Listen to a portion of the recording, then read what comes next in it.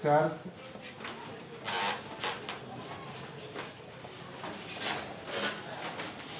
divided on the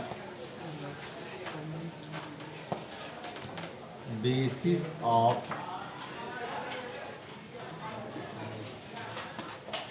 ownership. Ownership के लिए हिंदी शब्द कौन सजेस्ट करेगा, कौन बतलाएगा? आधिपत्य। ओनरशिप का बहुत ही सुंदर शब्द है और बहुत पॉपुलर ढंग से बोला जाता है। हाँ, मालिकाना। आधिपत्य शब्द है, करेक्ट है, लेकिन पॉपुलरली वो नहीं बोला जाता है। वो सुने हो किसी को कहे कि आपका आधिपत्य है कि नहीं? मालिकाना हक है हमारा। क्या समझे? ओनरशिप का मतलब है मालिकाना हक। तो मालिकाना हक के आधार पर दो तरह से हम लोग डिवाइड करते हैं ऑल द सेक्टर्स को। पहला है पब्लिक सेक्टर्स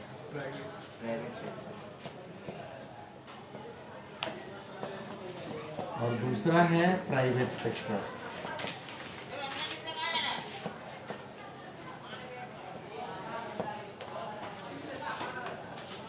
देखो, कल जब बतला रहे थे ऑर्गेनाइज सेक्टर और अनऑर्गेनाइज सेक्टर, तो उसमें हमने एलोबोरेट किया था कि जो ऑर्गेनाइज सेक्टर हैं उसके भी कुछ वर्क अब ऐसे हैं, like the activities and functions of unorganised sector, है ना।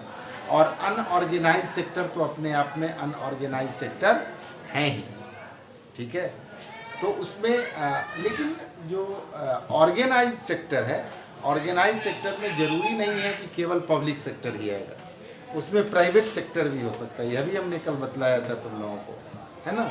जैसे कोई एफिलिएटेड इंस्टीट्यूशन है, ठीक है। गवर्नमेंट के भी बहुत सारे विंग ऐसे हैं जिसमें वो गवर्नमेंट के डायरेक्ट विंग नहीं है, गवर्नमेंट के एडेड विंग है, गवर्नमेंट के एडेड विंग है, लेकिन वो ऑर्गेनाइज सेक्टर है। जैसे तुमको बतलाते हैं स्कूलिंग में, एजुकेशन में जो यूनिवर्सिटीज़ हैं, यूनिवर्सिटीज़ गवर्नमेंट की डायरेक्ट बॉडी नहीं है।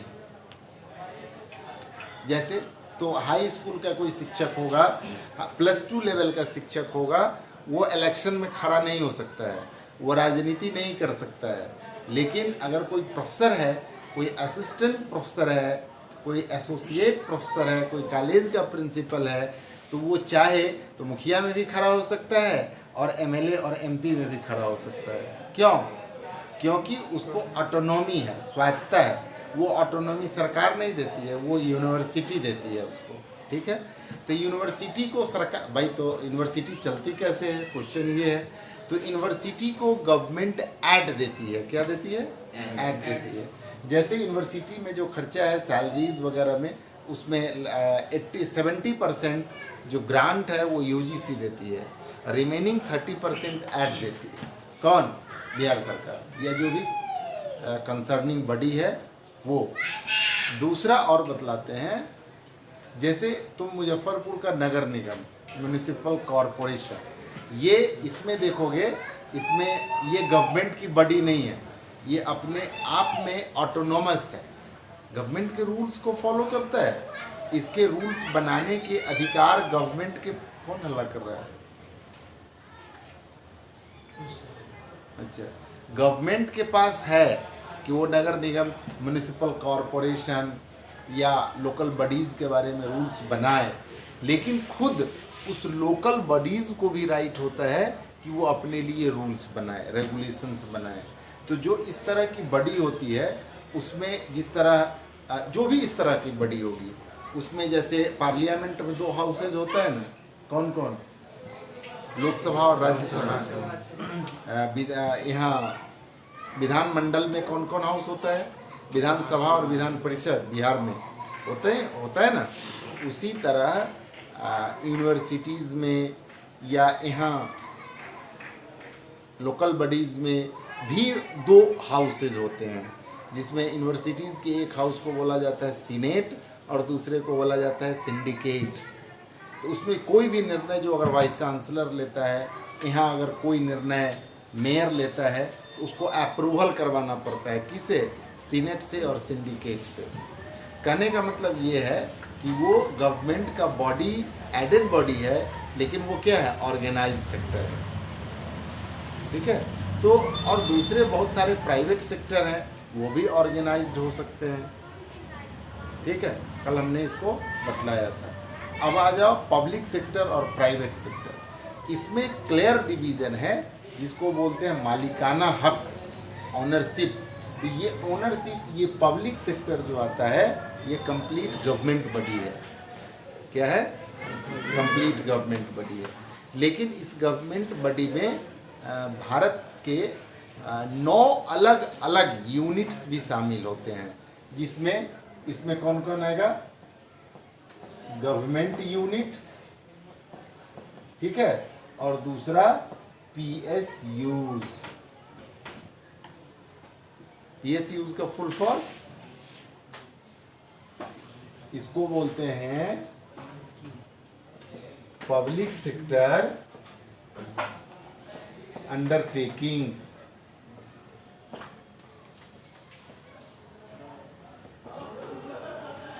इसमें 9 इंस्टीट्यूट आता है, 9, और इसीलिए उसको गवर्नमेंट कहती है, या उसको इकोनॉमिक्स के टर्म में नवरत्ना कहा जाता है, 9 रत्न कहा जाता है।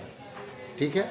उसमें कौन कौन है? उसमें तुम्हारे भेल आते हैं, भेल, BHEL, Bharat heavy electronics limited. उसमें सेल आता है, steel authority of India limited. भेल, BHEL, SAIL। ठीक है। इसके अलावे IOC, इसके अलावे ONGC, ये सब उसमें आता है। ठीक है। Indian oil corporation, oil and natural gas corporation, ये सब इसके नवरत्ना पॉलिसी के तहत क्या है? उसके 9 रत्न हैं। मतलब ये सब, ये गवर्नमेंट ने इसको क्या कर रखा है? अंडरटेकिंग्स कर रखा है। मतलब गवर्नमेंट ने ले रखा है इसको। ठीक है। मतलब इसकी स्वायत्ता है, लेकिन फिर भी ये गवर्नमेंट के अंदर है। तो ये सब किस में आएगा? पब्लिक सेक्टर में आएगा। प्राइवेट सेक्टर वह है जिस पर एक इंडिविजुअल का या ग्रुप ऑफ पीपल का कंट्रोल होता है, उसको बोलते हैं प्राइवेट सेक्टर। एक आदमी का भी नियंत्रण हो सकता है, या एक ग्रुप का हो सकता है। ठीक है। जैसे बहुत सारे स्कूल लिखते हैं पब्लिक स्कूल, ये उचित बात नहीं है। पब्लिक स्कूल कौन है? गवर्नमेंट स्कूल है। ठीक है। पब्लिक स्कूल लिखने का उसको कोई अधिकार नहीं है, लेकिन वो लोग भी लिखता है कि भाई हम गवर्नमेंट के रूल्स एंड रेगुलेशंस को फॉलो करते हैं, इसीलिए हम लोग उसको लिखेंगे, लेकिन वो लिखना करेक्ट नहीं है। ठीक है। अब आ जाओ कि ये जो प्राइवेट सेक्टर है और ये जो पब्लिक सेक्टर है, इसमें डिफरेंस क्या है? ठीक है। तो पब्लिक सेक्टर को इंडियन इकोनॉमी का सबसे बड़ा फैक्टर माना जाता है। ठीक है। उसके 2-3 कारण हैं। ठीक है। इकोनॉमी के लिए सबसे बड़ा फैक्टर है वो कौन? Public sector. उसका कारण है, सबसे पहला कारण है कि पूरे भारत में सबसे अधिक एम्प्लॉयमेंट कौन देती है? Public sector. दूसरा कोई सेक्टर उतना एम्प्लॉयमेंट नहीं देती। ठीक है। दूसरा है कि वो गवर्नमेंट के वर्क को ज़्यादा से ज़्यादा रिस्पॉन्ड करती है। कौन? Public sector. गवर्नमेंट के आज बहुत ज़्यादा इम्पोर्टेंस घट गया है, बहुत ज़्यादा इम्पोर्टेंस, और दिन ब दिन घटते जा रहा है। या तो एजुकेशन में कहीं ना कहीं लैकिंग है, या कहीं ना कहीं हमारे ग्रीड इतने बढ़ते जा रहे हैं, लालच है ना, कि हम उसको कहीं एडजस्ट नहीं कर पा रहे हैं। नहीं तो गवर्नमेंट के सेक्टर में, पब्लिक सेक्टर में नौकरी करना ये एक बहुत प्राउड की बात होती थी। गवर्नमेंट के सेक्टर में काम करना, it means you are a part of government. समाज के आप इतने महत्वपूर्ण आदमी हैं जिसको गवर्नमेंट ने अपने काम के लिए योग्य समझा। जब ग्रीक वगैरह में, ग्रीक में जब सिविलाइजेशन का दौर चलता था, जब अरस्तु और प्लेटो का ज़माना था, तब तो नागरिक भी उसी को माना जाता था जो गवर्नमेंट, जो स्टेट के फंक्शन में रोल अदा करता था। क्या समझा? अदरवाइज उसको माना नहीं जाता था। लेकिन अब तो पब्लिक सेक्टर या गवर्नमेंट में काम करने का मतलब लोग समझता है कि घूस लेना हमारा जन्मसिद्ध अधिकार है, घूस नहीं मिलेगा तो हम कोई काम नहीं कर सकते हैं। और मोरल भी लोगों का बहुत गिर चुका है। बिना घूस का हम कोई काम नहीं करेंगे। दरमाहा मिलता है वो ठीक बात है, लेकिन मेहनत करना चाहिए, मेहनत नहीं करेगा। लेकिन घूस कमाना, और उसको अपने नौकरी की कोई परवाह भी नहीं है, लज्जा भी नहीं है, और कोई प्राउड भी नहीं है। क्या समझे? इसीलिए गवर्नमेंट भी दिन ब दिन उसके इम्पोर्टेंस को घटाते जा रही है। किसके? पब्लिक सेक्टर के जॉब को। एक आदमी बहुत बढ़िया कह रहे थे कि नीतीश कुमार का दूसरा टर्म जब शुरू हुआ था, तो हम नीतीश कुमार का प्रचार नहीं कर रहे हैं, ठीक है ना, मैं एक बात कह रहा हूँ। तो उन्होंने जितने भी कार्यक्रम होते थे, हम लोग स्कूल में थे तो उसमें शपथ ग्रहण होता था, ओथ टेकिंग होता था, दहेज नहीं लेंगे, भ्रष्टाचार नहीं करेंगे, ये सब खूब होता था। कुछ नहीं बदला उससे। तो एक आदमी ने कहा कि नीतीश कुमार जी को शुरू में लगा कि लोगों का जो है वो मॉडल गिर गया है, उसको अप करना है। लेकिन नहीं, नीतीश कुमार जी को अब लग गया कि लोगों का मॉडल ही दूषित नहीं हुआ है, लोगों का ब्लड ही दूषित हो चुका है। ठीक है, इसीलिए वो सुधरने वाला नहीं है। दिन ब दिन देख लो कि सब घटते जा रहा है, सबका इम्पोर्टेंस घटते जा रहा है। ठीक है, पब्लिक सेक्टर का इम्पोर्टेंस होने का कारण है सबसे बड़ा, वो क्या करती है? सबसे पहले एम्प्लॉयमेंट देती है। दूसरा, गवर्नमेंट के वर्क को ज़्यादा से ज़्यादा रिस्पॉन्ड करती है। कौन? Public sector. और तीसरा, वो मिनिमम रिसोर्स में मैक्सिमम आउटपुट देने का काम करती है। कौन? Public sector. जबकि प्राइवेट सेक्टर में इस तरह का कॉन्सेप्ट नहीं होता है। उसमें कोई भी आदमी जो वर्क करता है वो ये समझता है कि हम उस आदमी के लिए काम कर रहे हैं। पब्लिक सेक्टर में काम कर रहे हैं, हम गवर्नमेंट स्कूल में पढ़ा रहे हैं, it means we are making the country by the effort of teaching. ठीक है, by the effort of learning tools to students. ठीक है, it means it represent our क्या है? Model, our responsibility. लेकिन जब हम प्राइवेट सेक्टर में हम काम करते हैं, हम कोई किसी प्राइवेट स्कूल में काम कर रहे हैं, होली मिशन में काम कर रहे हैं, सेंट जेवियर्स में काम कर रहे हैं, सनशाइन में काम कर रहे हैं, इसका मतलब है कि हम किसके लिए काम कर रहे हैं? होली मिशन के डायरेक्टर के लिए काम कर रहे हैं। किसके लिए काम कर रहे हैं? सेंट जेवियर्स के डायरेक्टर के लिए काम कर रहे हैं। तो वहाँ उस तरह की जो मॉरल रिस्पॉन्सिबिलिटी है वो तय नहीं हो पाती। ठीक है, पहला है। दूसरा है कि पब्लिक सेक्टर में पेमेंट का, अभी तुम लोगों ने देखा कि जितने लोग पब्लिक सेक्टर में नौकरी का, प्राइवेट सेक्टर में जो लाख, 2 लाख, 5 लाख रुपए कमा रहे थे, उनको भी घर बैठा दिया गया था इस लॉकडाउन में, है ना। लेकिन जो लोग पब्लिक सेक्टर में नौकरी कर रहे थे उनको पेमेंट कंटिन्यू मिला है ना जी? तुम लोगों के पापा को मिला है ना? हैं? मिला है कि नहीं मिला है? फुल पेमेंट मिला है, कटौती भी नहीं हुई। ठीक है, तो ये पब्लिक सेक्टर, जबकि प्राइवेट सेक्टर में ऐसा नहीं होता है। ठीक है, और उसके निर्णय को गवर्नमेंट इन्फोर्स भी नहीं कर सकती है। ठीक है, तो ये इतना बड़ा टॉपिक नहीं है, इसको टॉपिक को तुम लोग पढ़ लेना और इसमें अपने मन से कल अगर हम आएंगे तो मुझे लिख के दिखलाना, write the difference between public and private sector. लिख कर लो, write the difference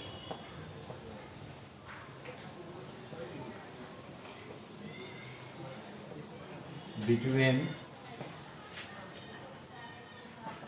public and private sectors। ठीक है, अब ये चैप्टर कंक्लूड हो चुका है। इसमें कोई तुम लोग सब अपने अपने सामने बुक रखो और एक्सरसाइज के जितने क्वेश्चन हैं उसको 2 मिनट में देख जाओ, और फिर अगर कोई क्वेश्चन तुमको लगता है कि सब क्वेश्चन इजी है, जो पढ़े हैं वही है, अच्छी बात है, नहीं तो कोई क्वेश्चन डिफ़िकल्ट लगता है तो पूछो, डिस्कस करते हैं। सामने बुक रख के देखो, देखो ये किसका बुक है लो?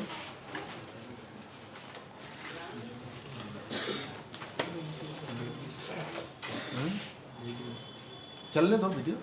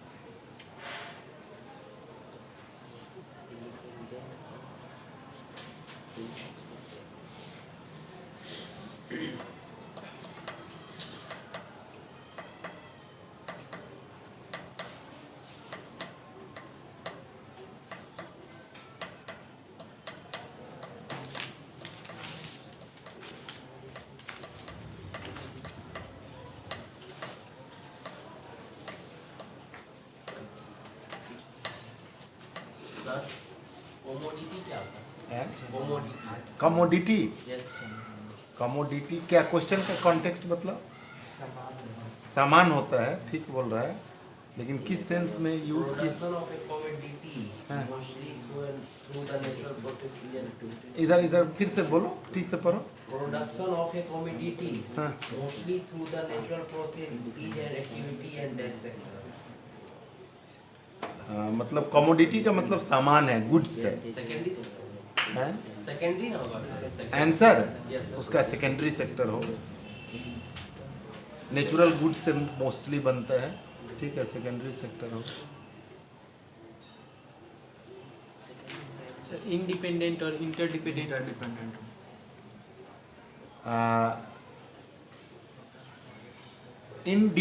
इंडिपेंडेंट का मतलब हो गया स्वतंत्र, ठीक है, और इंटरडिपेंडेंट का मतलब हो गया एक दूसरे पर निर्भर,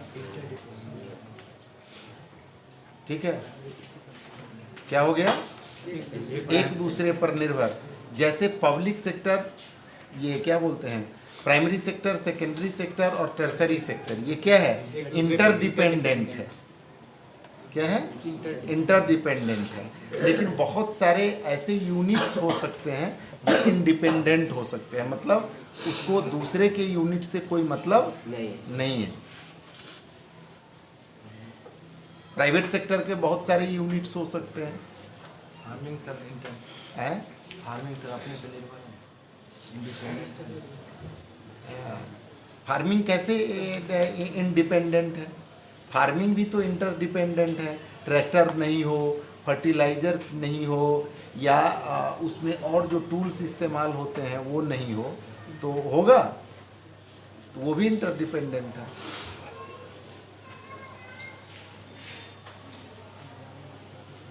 और बोलो।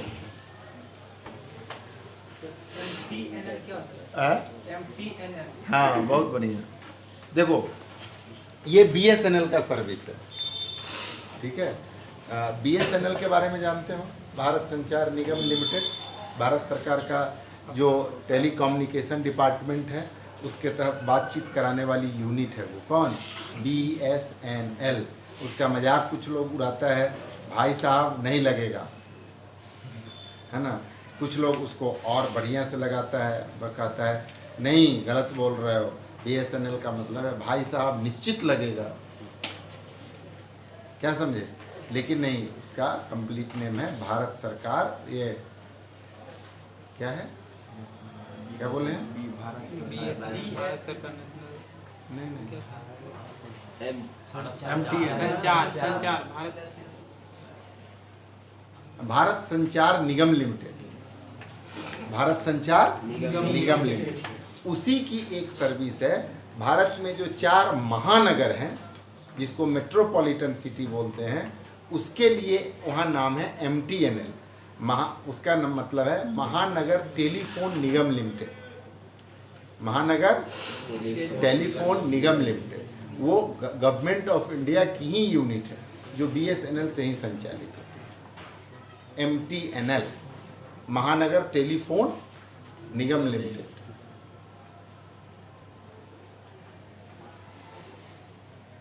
बिहार में 4 डिस्ट्रिक्ट छोड़ करके BSNL फिर एकदम इतना बढ़िया काम कर रहा है जो कुछ कहने लायक नहीं। मुजफ्फरपुर, भागलपुर, गया और एक और कोई जगह है, 4 जगह हैं। यहाँ पर 4G शुरू ही नहीं हुआ है, कुछ दिन लगेगा शुरू होने। अरे मोटर ऑफ करो।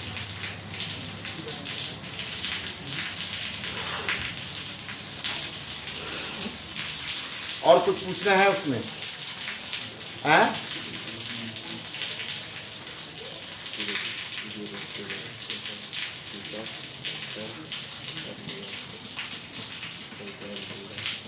घरे लॉकडाउन में दवा के खाया है सभी, हेल्थ लेकिन बहुत इम्प्रूव नहीं हुआ है। कोई बात नहीं, सब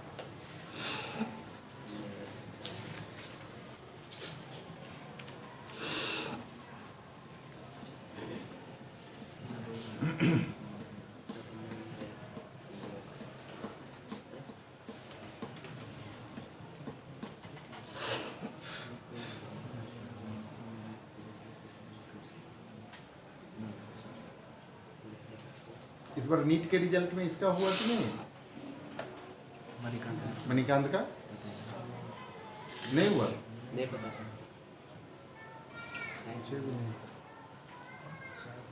और कोई यहाँ के लड़कों का एडवांस में? हाँ?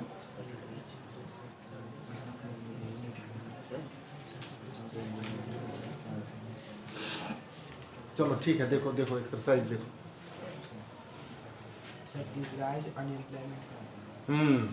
डिसगाइज्ड अनएम्प्लॉयमेंट एक दिन और बतलाए थे। ये डिसगाइज्ड एम्प्लॉयमेंट नहीं होगा, अनएम्प्लॉयमेंट होगा। हाँ, डिसगाइज्ड अनएम्प्लॉयमेंट सबसे ज़्यादा डेंजरस अनएम्प्लॉयमेंट माना जाता है, क्योंकि और जो दूसरे अनएम्प्लॉयमेंट है, इसको अच्छे से सुनो। अगर इसमें किसी तरह का क्वेश्चन घुमा के पूछे तो लिखना है। इसमें सबसे पहला इम्पॉर्टेंट फैक्टर यह है कि ये सबसे अधिक एग्रीकल्चर के फील्ड में होता है। कहाँ होता है?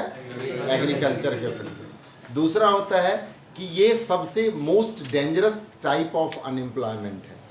ठीक है, दूसरा इसका फैक्ट है। तीसरा कि इसमें दिखता नहीं है। और जैसे दूसरा कोई अनएम्प्लॉयड है, कोई आदमी काम कर रहा था और छटनी हो गई, बैठा हुआ है, तो दिख रहा है ना कि भाई वो अनएम्प्लॉयड है। कोई आदमी MSc कर लिया, PhD कर लिया, और वो आदमी मान लो पान का दुकान खोले हुए है, बढ़िया पान का दुकान चलता है, तो वो अनएम्प्लॉयड ही कहा जाएगा, है ना? वो एजुकेशनल अनएम्प्लॉयमेंट है। लेकिन जब दिखे ही नहीं, यानी वो है अनएम्प्लॉयड लेकिन दिख रहा है एम्प्लॉयड। जैसे तुम्हारे पास मान लो 1 एकड़ की ज़मीन है, ठीक है?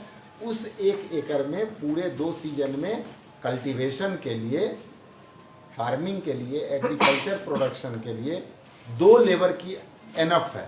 उसमें तुम्हारे पापा और चाचा 2 आदमी है, तुम्हारे पापा या माँ 2 आदमी काफ़ी हैं पूरे साल उसमें वर्क कर लेने के लिए। लेकिन अगर तुम 3 भाई बहन हो, ठीक है, तो तुम तीनों भाई बहन भी अपने सप्लीमेंट्री वर्क में, अपने मम्मी और पापा के सप्लीमेंट्री वर्क में उसी काम में लगे हुए हो। किस काम में? खेती में, एग्रीकल्चर में ही। तो वो तुम दिख रहा है कि तुम एम्प्लॉयड हो, लेकिन तुम एम्प्लॉयड हो नहीं। यही डिसगाइज्ड अनएम्प्लॉयमेंट, लिख लो इसको, डिसगाइज्ड अनएम्प्लॉयमेंट लिखा ही रहता है। अनएम्प्लॉयमेंट भी यही है। हाँ, कह सकते हैं। Under employed sir. Under employment में भी आएगा, तो दिखता नहीं है ना। लिखो डिसगाइज अनएम्प्लॉयमेंट, ऐसे लिखो, when a people, when a people seems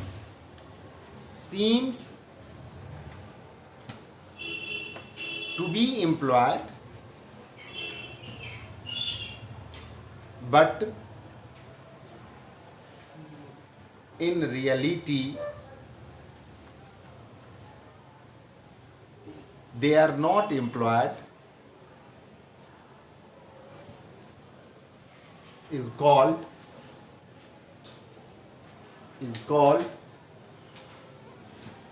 disguised unemployment.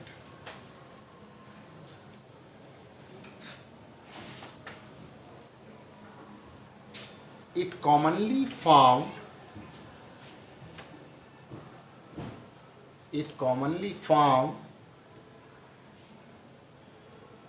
in agricultural field,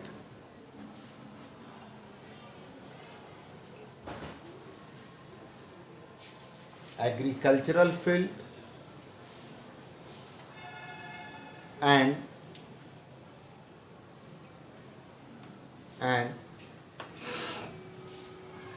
treated as the most dangerous type of unemployment by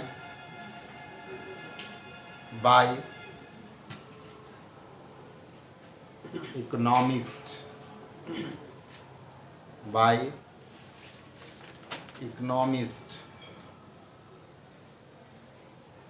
ठीक है, नेक्स्ट क्वेश्चन देखो, और कुछ है? सर डिसगाइज अनएम्प्लॉयमेंट और सेक्टर में हो सकते हैं, और सब सेक्टर में, और सेक्टर में भी हो सकता है, टर्सरी में, टर्सरी सेक्टर में भी होने के लिए तो कहीं हो सकता है, हैं? फैक्ट्री में नहीं होगा, माने लोअर लेवल पर नहीं होगा। जैसे अगर फैक्ट्री में तो आउटपुट देना है ना, तो तुमको एक यूनिट, और ख़ास करके अभी हिस्ट्री में तुम लोगों को पढ़ाएंगे, जैसे ये बेल्ट प्रोडक्शन सिस्टम सबसे पहले यूएसए में आया था।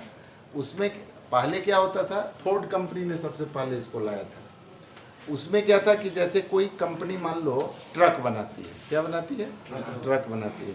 तो ट्रक का सारा सामान एक जगह रखा जाएगा, कोई उसका चेचिस कस रहा है, कोई टायर कस रहा है, कोई, पता चला कि 10 आदमी मिलकर के 1 महीना में उसको टाइट कर दिया है, ठीक है, और एक गाड़ी का प्रोडक्शन होगा। अब क्या हो गया कि बेल्ट सिस्टम पर अब आपका पॉइंट बना हुआ है,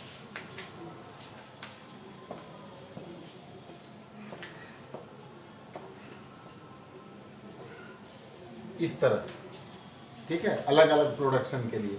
अब पता चला कि यहाँ जो एक बेल्ट चल रहा है, इस बेल्ट पर यहाँ से इस पॉइंट से आया, यहाँ पर 1 या 2 आदमी लगा हुआ, उसको क्या क्या काम करना है वो, और उसके लिए टाइम भी फिक्स है, इतना ही देर रुकेगा यहाँ पर जो है वो प्रोडक्शन का जो वर्क है। तो उसको पहले चेचिस लगाना है, यहाँ पर पता चला इसको टायर चक्का लगा देना है, यहाँ पर पता चला इसको लाइट लगाना है, यहाँ पर पता चला इसको हॉर्न लगाना है, यहाँ पर पता चला इसको ब्रेक लगाना है, यहाँ पर पता चला सीट लगाना है, मतलब इस तरह लगाते हुए और यहाँ इसको फाइनल आउटपुट दे देना है। और जिस जगह पर जितना आदमी रिक्वायर्ड है उतना आदमी लगा हुआ है, तो वहाँ अगर डिसगाइज्ड अनएम्प्लॉयमेंट होगा तो होगा? नहीं होगा ना, नहीं होगा, संभव ही नहीं। लेकिन डिसगाइज्ड अनएम्प्लॉयमेंट उस सेंस में कह सकते हैं, हालांकि वहाँ संभव नहीं, मैंने एक ये फनी बात होगा, लेकिन फिर भी कह रहे हैं, कोई आदमी बहुत उसका मालिक है, ओनर है ना, उसका बेटा भी उसी अपने बाप के जोरे ही बैठ रहा है वहाँ पे, कि पिताजी जो काम वो मेंटल मान लो बढ़िया नहीं है, या उसको पिताजी अपने साथ ले जा रहे हैं, तो वो कुछ अलग कर सकता था, लेकिन अलग वो कर नहीं रहा है। तो वो भी डिस्गाइज्ड अनएम्प्लॉयमेंट में आएगा, लेकिन on the ground of production possible नहीं। कृषि के कृषि के क्षेत्र में ही यह पॉसिबल है। कौन?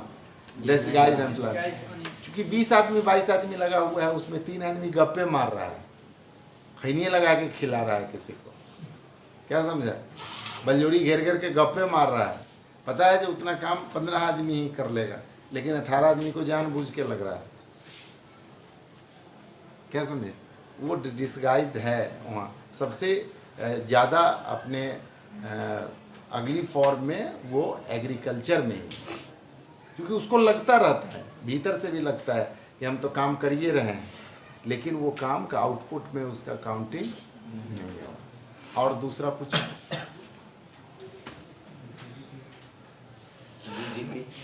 जीडीपी है इसमें पढ़ना? अच्छा, बहुत बढ़िया।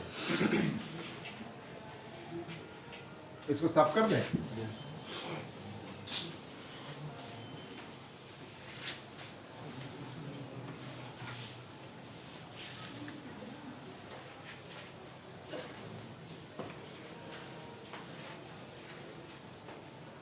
देखो,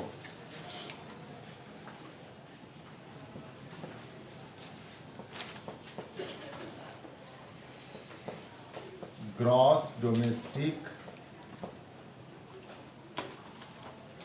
प्रोडक्ट, ये जीडीपी होता है, ठीक है? इसको डिफाइन करते हैं all the goods and all the एक मिनट all the final, ऐसे रुक जाओ,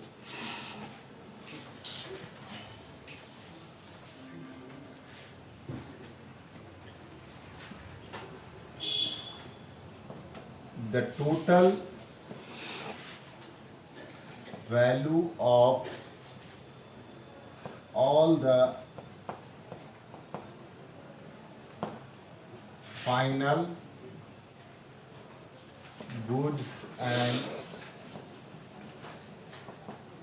services produced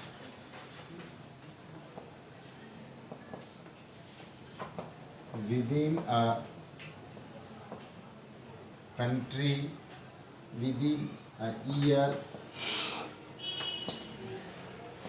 of a country is called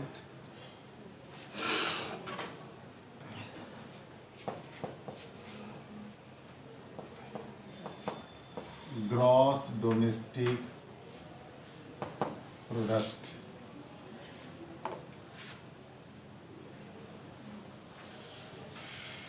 देखो, ये बहुत बड़ा टर्म है। कौन? Gross domestic product, GDP. लेकिन तुम लोगों को इतना पढ़ना नहीं है, तो जीडीपी में ही 10-20 क्लास लग जाएगा पढ़ने में, ठीक है? लेकिन इतना चीज़ ज़रूर समझ लो, जो नहीं पढ़ना है फिर भी समझ लो कि ग्रॉस डोमेस्टिक प्रोडक्ट जो है उसमें हम लोग, जैसे कोई आदमी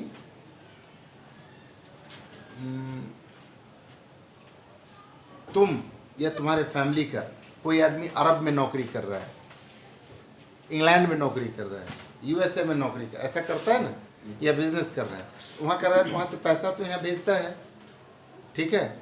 लेकिन या कुछ भी भेजता है, उसको जीडीपी में सम्मिलित नहीं किया जाता है। जीडीपी में सम्मिलित केवल और केवल विद इन बाउंड्री, हाँ, तुम जो कर रहे हो प्रोडक्शन, जिस देश में कर रहे हो उस देश के जीडीपी में वो काउंट होगा, लेकिन तुम टोटल पैसा यहाँ भेजते हो लेकिन वो काउंट नहीं होगा।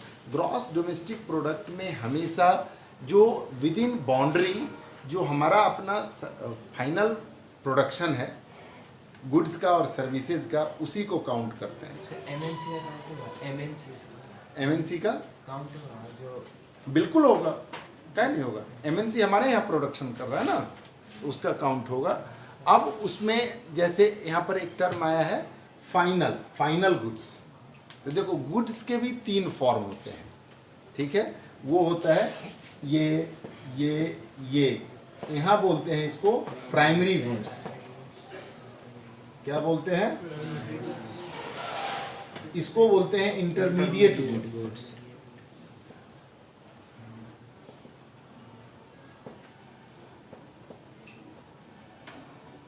और इसको बोलते हैं, समझ रहे हो, फाइनल गुड्स बोलते हैं।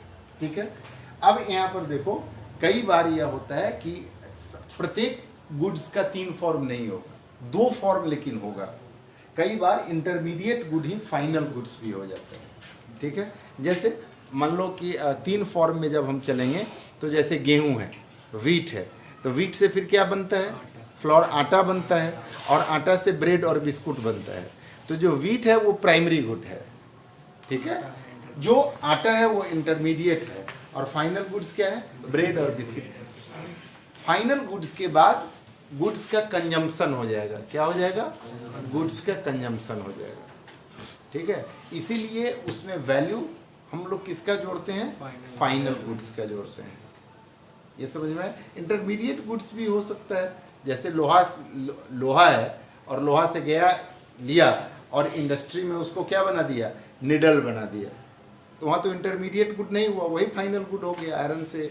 तो उसको वहाँ तो, लेकिन primary goods to final goods होगा ही होगा। इतना समझ में आया? डोमेस्टिक जो ग्रॉस डोमेस्टिक प्रोडक्ट है वो भी समझ में आया। ग्रॉस डोमेस्टिक प्रोडक्ट में भी हम लोग बहुत सारे टर्म्स को जोड़ते हैं। उसका काउंटिंग मेनली हम लोग जीडीपी का करते हैं। जब हम लोग एक चैप्टर पढ़ते हैं या पढ़ाते हैं बच्चों को इकोनॉमिक्स, खास करके 12 में, तो उसमें हम लोग पढ़ाते हैं कैलकुलेशन ऑफ नेशनल इनकम। क्या पढ़ाते हैं? Calculation of national income. तो कैलकुलेशन ऑफ नेशनल इनकम में हम लोग जीडीपी की काउंटिंग की पूरी प्रोसेस, और उसमें क्या क्या बहुत सारे है। जैसे कोई इंडस्ट्री लगा रहा है, तो इंडस्ट्री में भी लगाने के बाद प्रतिदिन इन्वेस्टमेंट क्या होगा, उसमें 4 तरह के फैक्टर्स होंगे। कौन कौन? तो कोई आदमी कैपिटल लगा रहा है, तो वो क्या चाहेगा? वो इंटरेस्ट चाहेगा। ठीक है। कोई आदमी लैंड लगा रहा है, तो वो क्या देगा? उसको क्या मिलना चाहिए? रेवेन्यू मिलना चाहिए। ठीक है। इसी तरह जो अंतिम पौधान पर जाकर के इंटरप्रीन्योर्स है, वो उसमें अपना एफर्ट लगा रहा है, उसको क्या चाहिए? प्रॉफिट चाहिए। और लेबर उसमें जो काम कर रहा है उसको क्या चाहिए? वेजेज चाहिए। इसके अलावे भी किसी दिन बेल्ट टूट गया, किसी दिन किसी के हाथ में चोट लग गया, तो डिटॉल खरीदा के आ रहा है उस इंडस्ट्री में, तो उसको वियर्स एंड टीयर्स बोलते हैं। इन्वेस्टमेंट है वो, लेकिन उसको काउंट, ये लंबा प्रोसेस है। तो आज हम समझते हैं कि रहने दो इतना ही, हमको दवा भी लेनी थोड़ी। तुम लोग इसको एक बार पूरे को देख लेना, जितना पढ़ना था तुम लोग समझ लिए हो। एक बार बेहतर होगा कि तुम लोग 10th में आ गए हो, पूरा एफर्ट लगाओ, एक बार पूरे चैप्टर को रिवाइज कर लेना। जो समझ में नहीं आए उसको अंडरलाइन कर लेना, जो होमवर्क दिए हैं उसको करना, और जो एक्सरसाइज है उसको भी करना। जो नहीं समझ में आएगा उसको फिर अगले दिन डिस्कस करेंगे। ठीक है। ओके।